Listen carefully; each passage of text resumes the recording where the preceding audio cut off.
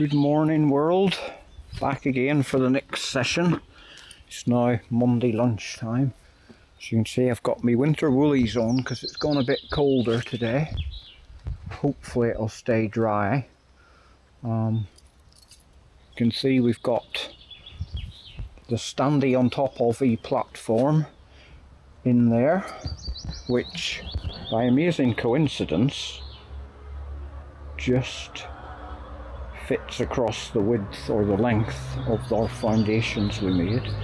I'd like to say that was deliberate, but it's just a fortunate accident.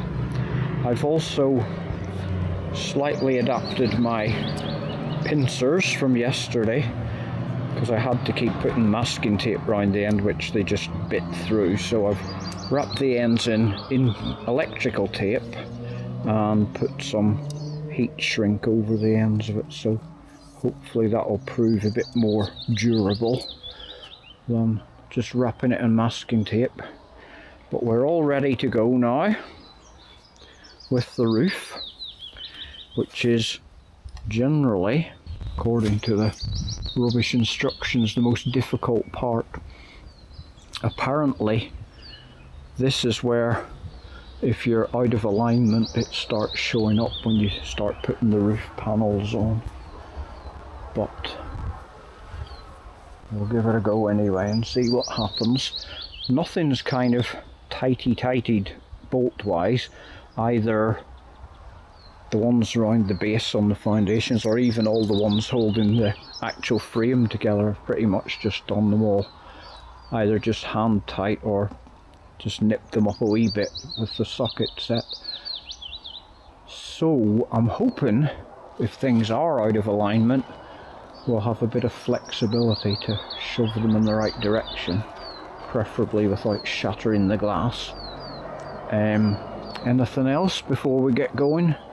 Yes, I think the trickiest bit is going to be the far side here, where we've not got much room to manoeuvre before you plummet down that tin roof with that shed there.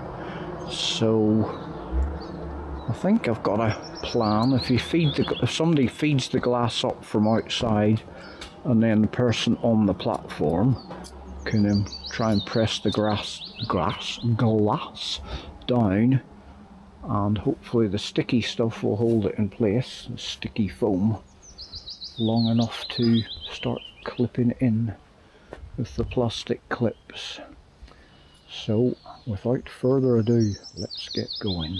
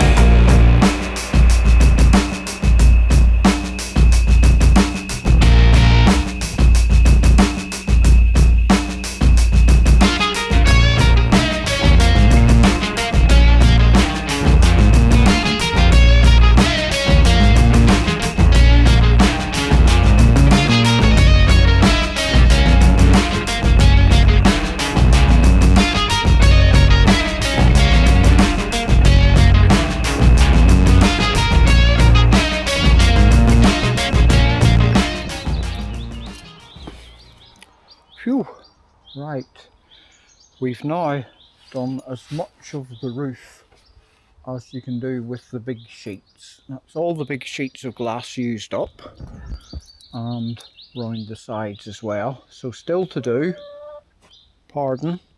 still to do, make the door, and it's got slidey runners to open and close it, so we've got to do that. There's one panel left clear on each side on the roof, which have what are they called? Louvre? They're not skylight. They're calling them vents, but they're windows, yes. aren't they? You can't really call it a skylight because the whole roof's a skylight. But anyway, these are broken up, not solid panes. And then on the back here, as I mentioned yesterday, there's a louvre goes at the bottom, then there'll be a rectangular piece and then a triangle for the top, so that's in 3 bits as well. That was a bit of a ball ache doing that, until we kind of developed a technique as we went along, and I'll tell you what that was if you didn't notice on the stop frame. Why do I keep calling it stop frame? Time lapse. Right. The problem is that, let me see what's in view here. Up at the top there, there's a lip. The glass has to go underneath, and on the bottom here, it kind of just rests touching this metal rim here, so that rain obviously goes into the gutter, which is this bit.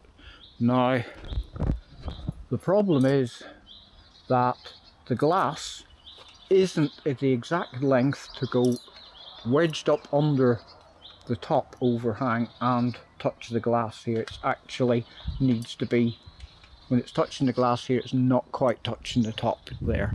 So in other words, you have to be able to kind of position it up and down. So you can imagine how much fun that is.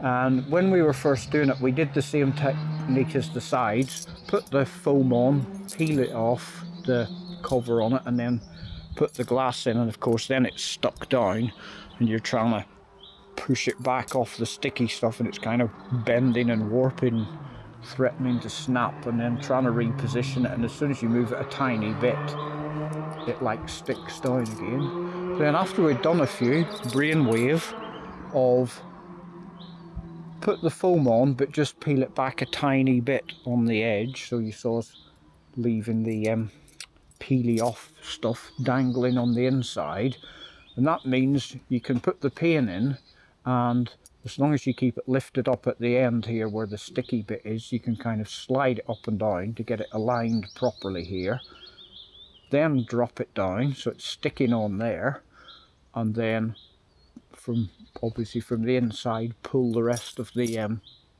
backing plastic, I suppose it would be called, off the sticky foam. So that made it a hell of a lot easier. Anybody that's done these before was probably thinking, why didn't you think of that earlier? But at least we thought of it after we'd done a few and not wrestled with the full 6 of them.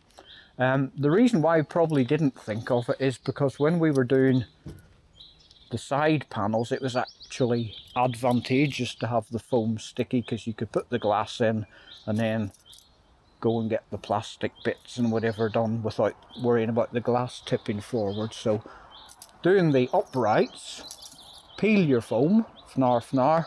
When you're doing the roof, you're probably best not peeling the foam, or just peeling a tiny bit on the bottom corner that you can stick the glass down and then hoik the backing out from underneath. So I'm going to break things up a bit here, turn this off, because we've got to look at the comprehensive instructions and see what we've got to do next. Louver, door, roof, window things. I think probably the best bit is to finish the roof by putting the bits in there with the windows. We've only got smaller bits of glass left now, so hopefully things will be a bit easier. Right, we've made an executive decision, because it's nearly dinner time, to abandon ship for today, because let me try and come down here a bit. I've literally just spent an hour probably working out how to put this fucking window frame together. Honestly, these are the shittest instructions I have ever seen in my life. They honestly make IKEA instructions look clear. I mean, it'll show you a part, and all the parts have got really mad complicated side profiles, and it'll show you the part, and then in a tiny little drawing it'll show you some screws going through or bolts, but it won't show you what way up it goes. And then the cross section that shows you like the profile of the part to make sure you've got the right part, the cross section it shows you is not in the same plane of rotation as the actual part that it's showing you on the diagram to put together. It's a fucking nightmare. It really is. I mean, I'm not a complete idiot, you know. I am quite DIY handy and good at putting things together, but this is the absolute shittest set of instructions I have ever seen. I mean, I don't know if any of this will show up on camera, but if I bring this here, see where it says number 1 there, look, you've got all those wacky complicated profiles that it's showing you, and then it's showing you the 3 parts going together, but they don't correspond with the rotation of the profile it shows you. And then below here it'll like show you nuts and bolts going through things, but it won't show you which end of the thing the nut and bolt's going through. I mean, I may be just being completely stupid here. I don't think I am, because as I say, I am quite practical, but I've never in my life come across instructions like these that are just mind-boggling. Absolutely fucking ridiculous, they really are. Anyway, it is what it is, but it's going to have to wait now till tomorrow, because we've had enough for today. I mean, you had all the hassle of doing the roof, which was a pain in the arse, and then you think, oh, something simple now, a window pane, and it turns into like... So yeah, had enough. It's dinner time anyway. And also, the midges are coming out. They've started biting us. I've just sprayed myself with midge repellent, but it seems to be attracting them. So I'm afraid it's going to have to wait till tomorrow at least.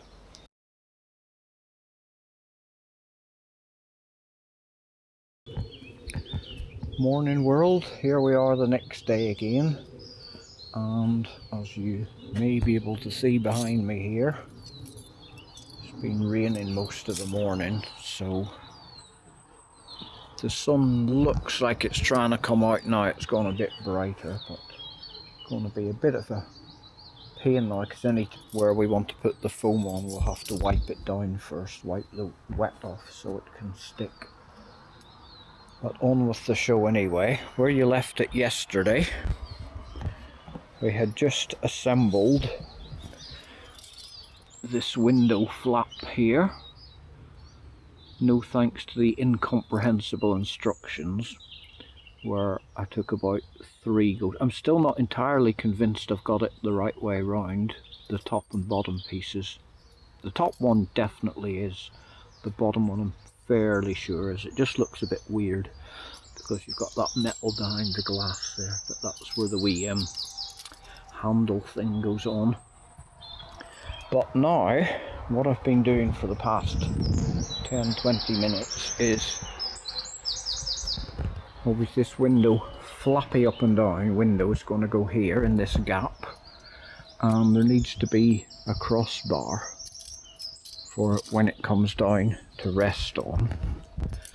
So let me just show you this. Where did I put the instructions? Right, you ready for this? Look where my thumb is there. Right, that's the cross piece. I hope the camera's focused on this. It's actually got 85,93 question mark. What the fuck's that supposed to mean? Does that mean it's part 85 or 93? And why the question mark? Like, it might be there, it might not. I think might not, because I've been looking for ages and I haven't been able to find it. All the part numbers seem to start at 1,000 and something, so I've not noticed anything with an 80 or a 90 part number. So yes, more fun and frolics. Quite funny really. I looked up on YouTube yesterday to see if anybody else had been having fun with these greenhouses, and actually found the greenhouse people had a channel on YouTube. Oh, that's good, I thought. There'll be loads of info there about how to put them up. Nothing. Just videos of the different greenhouses they sell, and videos showing you how groovy their toughened glass is by having people kick footballs at it and run trucks over it, which is all very impressive, but you know, some advice on putting these things up. And then I found one video of some other guy who had a similar one to this, although he had the he'd gone for the cheapo option of the metal clips to hold the glass in, not those plastic runners. But he was saying how bad the documentation was, and he actually got to the stage of doing this flappy up and down window and said that was the worst bit of the whole thing, and the instructions were really confusing. And his video had about a dozen comments, and it was a mixture of people who hadn't actually got the greenhouse yet, saying, oh, this looks like a brilliant greenhouse, I can't wait for mine to be delivered. And all the rest of the comments were people who had actually got the greenhouse saying how terrible the instructions were. Draw your own conclusions. Greenhouse people, are you listening? Your instructions are shite. Everybody who's built one of your greenhouses says your instructions are shite, so why don't you do something about it? Anyway, I'm gonna go back in there into the polytunnel, wade through a ton of cardboard and bits of metal and try and find something that looks like it will go across there, which may be an 85, may be a 93, question mark, or maybe something else entirely, or may not even been there. It's all fun and mysteries, but I'll come back to you later when I've got something else to report.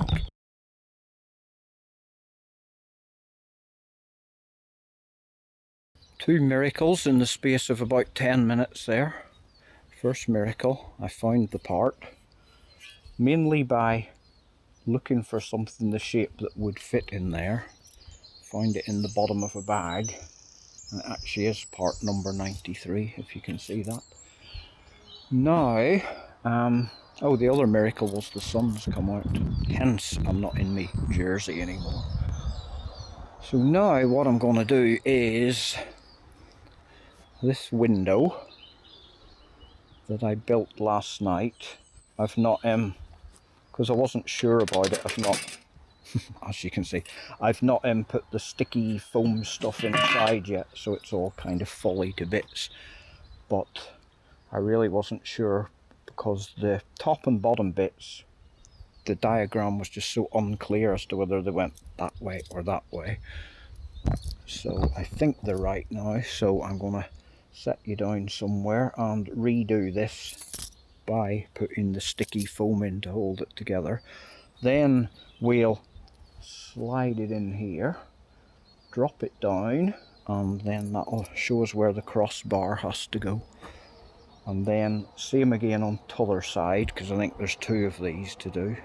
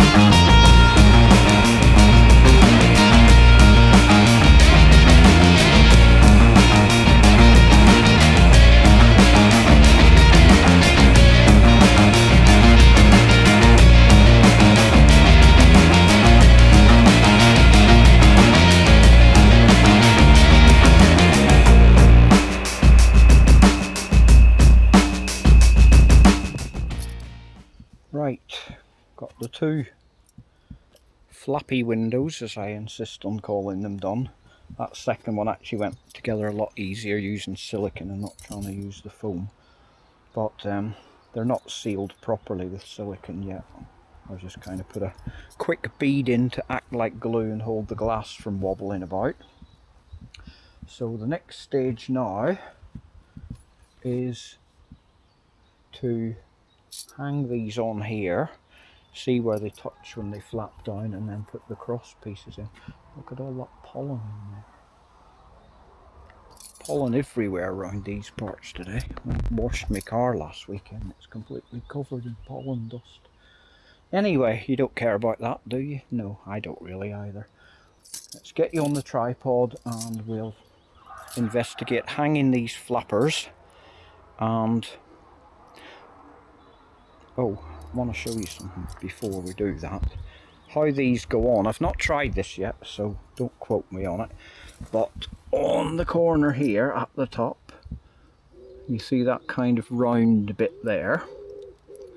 Think of that, if you will, like a hinge. And apparently what you do is up here on the roof ridge, you slide that round bit in there and slide the window down to where it's supposed to go. Sounds simple, doesn't it? I'm sure it'll be a complete and utter... Correct. Mazza's here, by the way, to help. So I've got somebody to blame at least. Right, I'll put you on the tripod and we'll time-lapse. I didn't say stop for him that time. Time-lapse you. You did. You just I thought it, but I didn't say it.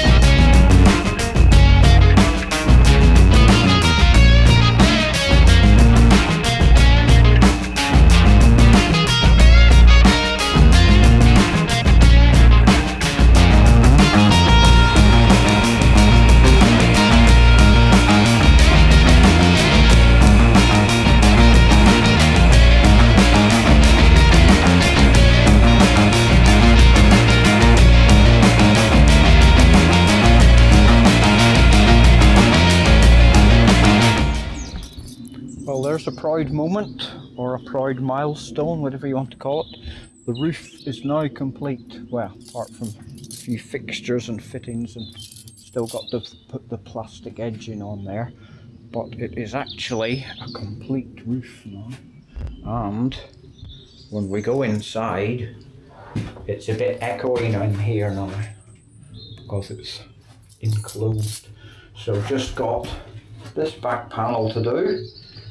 And the door. Apparently the door, you won't be surprised to hear, is a complete ball ache to do as well. Somebody that left a comment on that video I mentioned before said they've been trying for hours to put the door on and it kept falling off its runners. So that's something to look forward to. But yeah, pretty impressed now. We've broke the back of it and we've got the roof's complete, as I say, apart from I need to do the plastic edging here. And we've got flappy openy windows. How groovy's that? Mazza's got some, don't know if they're out here, no they're not, automatic openy closey hinge things to put on the windows that automatically open them when it gets too warm. So we'll have to put them on in a bit, but I think that was quite close to when I gave up last night, because I opened the box of them and about 57 brackets and screws fell out, and I just thought enough, had enough for today. So I think we'll do that back section, and then depending on what time it is, it's not really a good idea to leave it open the door open, because if there's a wind blows in, it'll be like a wind trap. But yeah, let's see how we get on. I'm not sure what time it is. I think it's about 3 or 4 o'clock. Mazza's going to tell me as a disembodied voice. 20 past 3, right, so to go in about 5:30 for din-dins. So we'll see how much we get done. Hopefully enough to not make it turn into a massive windsock.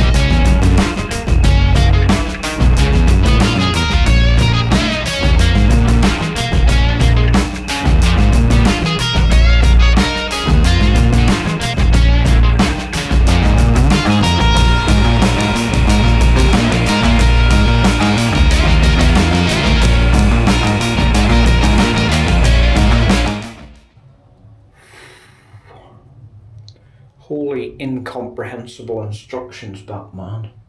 What a palaver. The camera battery ran out, I don't know when, it was just flat when I went to do me summary there, so I don't know how much of the last bit it picked up, but we've achieved today getting the 2 flappy windows in, one either side at the top, and completing this. That louvre was a complete arse. The stupid bolts that are kind of narrow, so you put them in, turn them round and then tighten them, but of course they want to keep re-turning back vertical again and falling out. We must have tried about 3 different ways to put this in, and I was convinced when we were doing it that there had to be some kind of bar across the top and bottom because it was so flimsy and floppy. Nothing in the instruction manual about that at all. Nothing. And then what I had to do, I imagined if there was a piece across the top and bottom, what it might look like. And I went through all the bits of metal that we've got left. Mazza went through the parts numbers for the door, which is still to come, hurrah. Read the numbers on the parts, no, that's for the door, that's for the door, that's for the door. And in the end, we were left with these 2 parts, which don't have any number on them, are completely not even mentioned or shown in the manual, but I worked out that they could screw into the top and bottom of the louvre. Even then, it's like, I don't know if we can see this, it's like everything else so far has bolted together and these screw in to kind of the lip on the edge of the louvre. It's not even like a proper screw hole, it's just a kind of curved over bit of metal. I'm saying all this as if that's definitely what it's for and where this goes, but it worked. So, yeah, just, it never ceases to astound me just how bad the instructions are for this thing. Just atrocious, man, really atrocious. Not only are there no words, it's just like IKEA type instructions with pictures and arrows, and as I've said on previous occasions, they'll show you the profile of a shape, but they'll show you the profile this way up, but then on the diagram the shape's going that way when you're assembling the thing, or they'll show it that way and it goes this way when you're assembling it. So they don't even show you the profiles of the shape in the same rotation as they're telling you to put them in. Just mad, it really is. What else was I gonna say? It's like, do you know those test your IQ puzzles you get, where it'll like show you a sequence of shapes and it'll say what's the next one in this sequence, or it'll show you a shape and go, what would this shape look like if it was rotated 340 degrees? It's like that.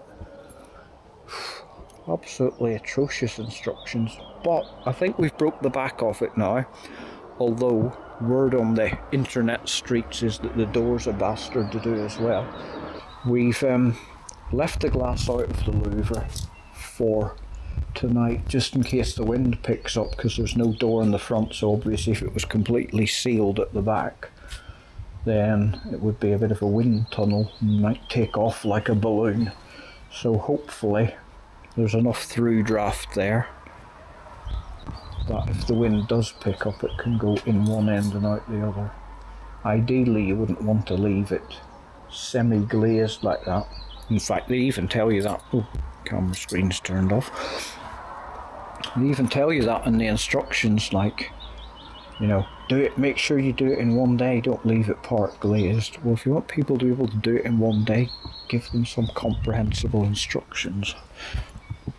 Anyway, enough whinging. Funnily enough, just randomly yesterday as well, I found a PDF of their instructions for a wooden greenhouse that they do, and those instructions had words in them. It was like saying, drill part C and put it into this and you might blah blah blah, you know, written instructions. The instructions for this are just the IKEA type where you just get like drawings of things and arrows pointing. It's like, okay, I can understand why IKEA do their instructions like that. They sell their stuff all over Europe, don't they? So you might buy a shelf in Germany or France or Italy or whatever, and it's good to have, I was going to say monolingual, but non-lingual, purely visual instructions. This company sells greenhouses. How many greenhouses are they going to sell in fucking France or Germany or whatever? I'm sure people who buy greenhouses just buy it locally, don't they? Or from a place in the same country. So you don't need to make special, oh, look at our hipster IKEA instructions that don't have words. Just put some words in the things.